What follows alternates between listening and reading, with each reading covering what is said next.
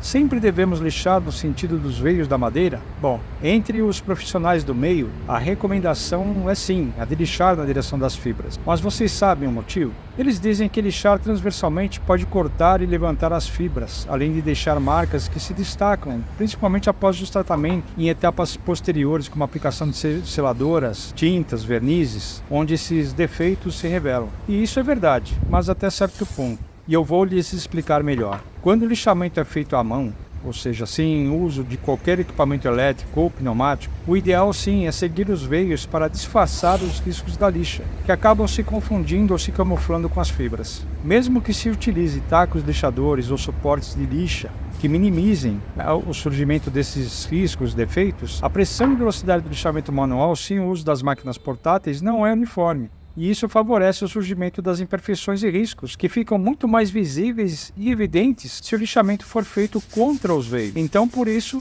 a recomendação difundida por todos os lados, de lixar no sentido dos veios. Agora, algo para se pensar. Se após lixar, os riscos estão ainda muito aparentes ou inadequados para o próximo passo ou etapa do processo, isso pode indicar um lixamento mal feito, não? Notem que o mal feito a que me refiro não tem a ver com um trabalho displicente ou porco, como dizem por aí, mas sim aquele que apresenta um resultado não satisfatório, seja pela escolha errada do tipo de lixa ou da sobranometria, equipamento, ou ainda o que é mais comum, né? Significa que o lixamento ainda não acabou. Simples assim. É necessário então continuar com lixas de granulometria progressivamente mais finas até se obter o acabamento ou o resultado desejado. Como o lixamento manual é um processo mais demorado e cansativo, é claro que fazer o lixamento no sentido das fibras ajuda a reduzir o suor, eliminando etapas adicionais que teríamos se o lixamento fosse no sentido cruzado. Então, ok, se for lixar na mão, sempre obedeça o sentido das fibras. Vai economizar aí algumas etapas. Agora, se utilizamos para essa aplicação uma lixadeira portátil, qualquer seja o tipo, a coisa toda muda um pouco de figura. Primeiro porque a energia potencial disponível para o lixamento, assim como a velocidade com que o grão abrasivo risca a peça, são muito superiores às do lixamento manual. Quanto maior a velocidade da lixa, mais energia temos para ser utilizada em favor da remoção de material. Assim, com a utilização das lixadeiras elétricas ou pneumáticas, a uniformização da superfície é mais rápida e acaba não importando em qual sentido a lixa esteja sendo aplicada. Outra coisa é que tanto a lixadeira orbital, o treme-treme, quanto a rota orbital e mesmo as lixadeiras angulares têm um padrão de riscos que não é linear e, portanto, irão remover material em múltiplas direções, inclusive na transversal ao sentido das fibras da madeira. A exceção fica por conta das lixadeiras de cinta, pois como há uma única direção de lixamento, podemos orientá-la no sentido das fibras, se buscamos acabamento, ou no sentido cruzado, se buscamos aumentar a remoção de material.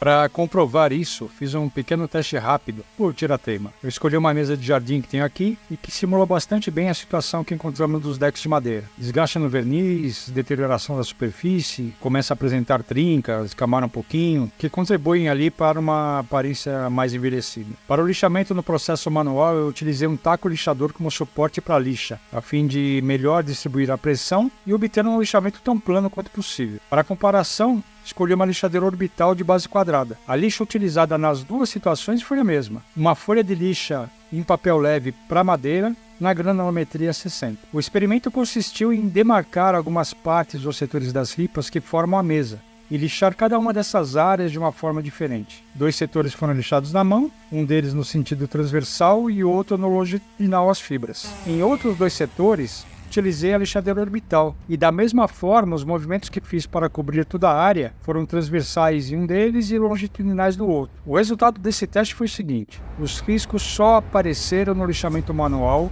e no setor onde o lixamento foi feito no sentido transversal às fibras. No lixamento com a lixadeira orbital não apareceram riscos, qualquer fosse o sentido do lixamento.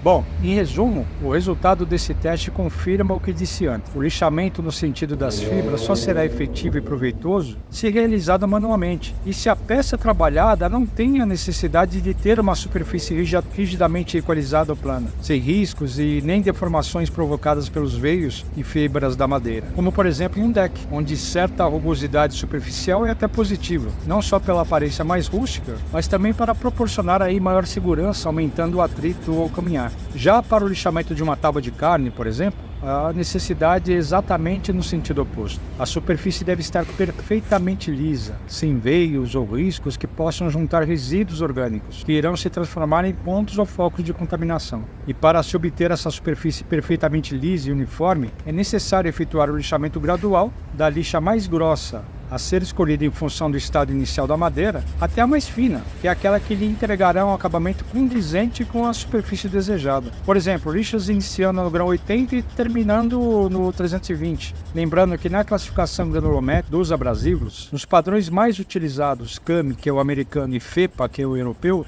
os numerais mais baixos significam grãos mais grossos e numerais mais altos, granulometrias mais finas. Assim, um grão tamanho 150 é mais fino que um grão tamanho 80, por exemplo. Voltando ao deck ou à mesa de jardim onde realizei o teste, note que a lixa do grão 60 já me atendeu no resultado que pretendo alcançar com o lixamento mecânico. Se fosse lixar na mão, certamente seria necessário utilizar uma lixa mais fina de granulometria entre 80 ou 100. Ficou clara a diferença? Se tiver alguma dúvida, mande aí na caixinha de perguntas que terei o maior prazer em responder.